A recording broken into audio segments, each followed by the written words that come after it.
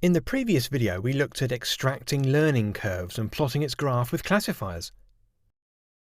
In this video, we will build a classifier to estimate the income bracket of a person based on 14 attributes.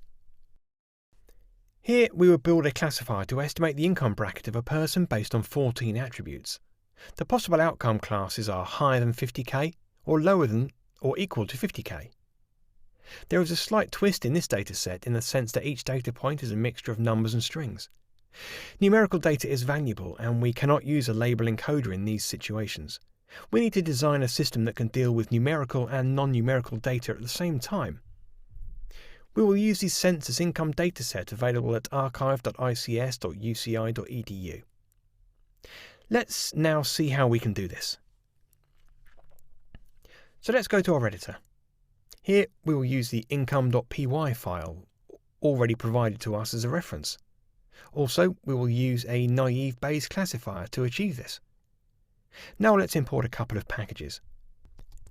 You can see we've imported packages, i.e. pre-processing from sklearn and Gaussian NB from sklearn.naivebayes.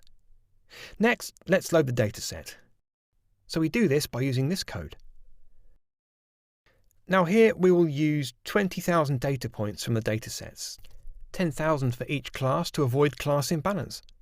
During training, if you use many data points that belong to a single class, the classifier tends to get biased towards this class. Therefore, it's better to use the same number of data points for each class. So, we imported the dataset by using this code. It's a comma-separated file again. We just loaded the data in the x variable just like before. Next, we need to convert string attributes to numerical data, while leaving out the original numerical data, which we have already done here as you can see. The isDigit function helps us in identifying numerical data.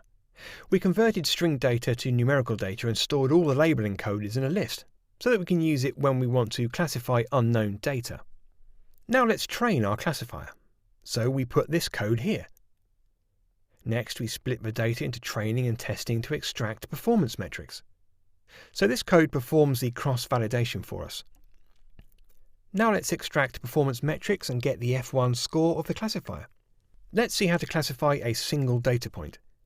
We need to convert the data point into something that our classifier can understand. So we added this code to test encoding on single data instances. We're now ready to classify it. Just like before, we use the predict method to get the output class and the inverse transform method to convert this label back to its original form. So this is the line which enables us to predict and print the output for a particular data point. Now let's run the code. Here we get the F1 score as 63.06% and a warning. In this section we have built a simple and a logistic regression classifier. We also saw how to build a naive Bayes classifier, and then we split our dataset.